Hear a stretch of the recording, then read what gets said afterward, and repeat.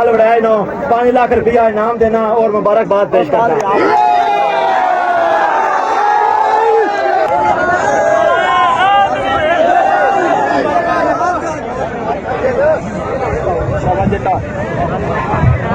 जवाब लाल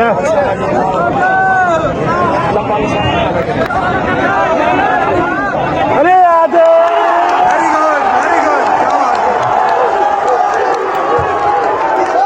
ग्राउंड तो बाहर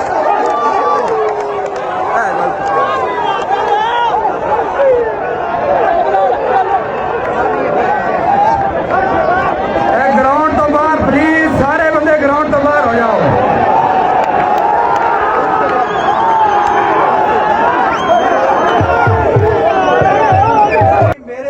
जिन्हें भी भाई सपोर्ट करते रहे ने सारा मेरे वालों सारे मुबारक होवे और अल्लाह पाक भाई और ज्यादा कामयाबियां देवे और साड़ी अल्लाह पाक करे ये ग्राउंड और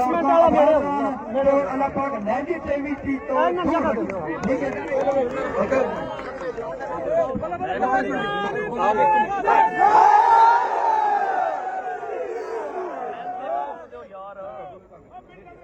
जनाब अरशद तारड़ साहब और शेर बोकर साहब ਦੇ ਅਸੀਂ ਮਸ਼ਕੂਰ ਹਾਂ ਜਿਨ੍ਹਾਂ ਮੇਲਾ ਸਜਾਇਆ ਔਰ ਸਾਡੀ ਸਪੋਰਟ ਨੂੰ ਗੇਮ ਨੂੰ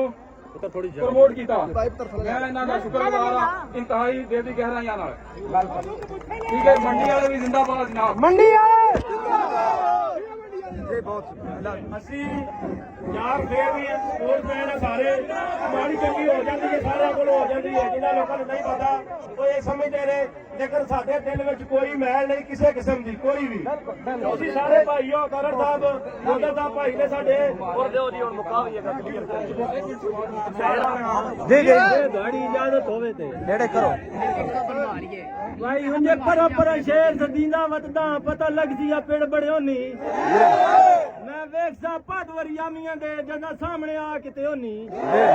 ਲੱਥੀ ਇਹਦੋਂ ਤੂੰ ਗਫੂਰ ਨਾ ਹੱਥ ਆਉਣੀ ਜਦਾਂ ਰਈਅਤ ਦੇ ਹੱਥ ਲੱਗਿਓ ਨਹੀਂ ਉਹਦੇ ਹੁਸੜ ਕੇ ਛੋੜ ਮੈਦਾਨ ਵੈਸੇ ਅੱਜ ਦਾ ਢਾਂਡੇ ਥੰਮ ਤਕਿਓ ਨਹੀਂ।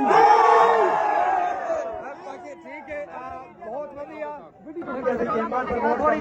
माशाअल्लाह इत्थे आके दस्या कि असीं नशे मनशियात तो परहेज करनी है और जान साम के इंशाअल्लाह असीं इस तरह के मुकाबले करते रहांगे। मैं चौधरी बिलाल वड़ैज नो 5 लाख रुपया इनाम देना और मुबारकबाद पेश करना।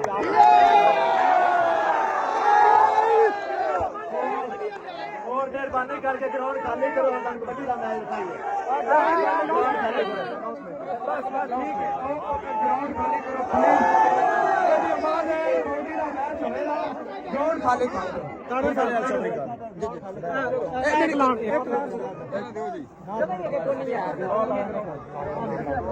जी भाई बस बोलो 10,000 रुपया भाई बिलाल देना। ठीक है जी एक और गल मैं दसता चला जिन्हें भी भरा आए ने जेडे प्लेयर अज नहीं आ सके भाई उमैर उन्हें फिर गेम करनी होवे मतलब एक दिन भाई आज सोचना दो गेम अगर वो तगड़ी कराऊं मैं इंशाल्लाह फिर इनका मैच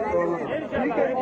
ये रोना के बिल्कुल ਇਹਦੇ ਵਿੱਚ ਕੋਈ ਬੰਦਾ ਨੈਗੇਟਿਵ ਨਾ ਸੋਚੇ ਸੀ ਹਰ ਪਲੇਅਰ ਦੀ ਹੌਸਲਾ ਅਫਜ਼ਾਈ ਕਰਾ ਜੋ ਬਰਾਬਰ ਤੇ ਕਰਾ ਦੇ ਬਾਅਦ ਵਿੱਚ ਇਹਦਾ ਜਿਹੜਾ ਕੈਮਰੇ ਵਾਲਾ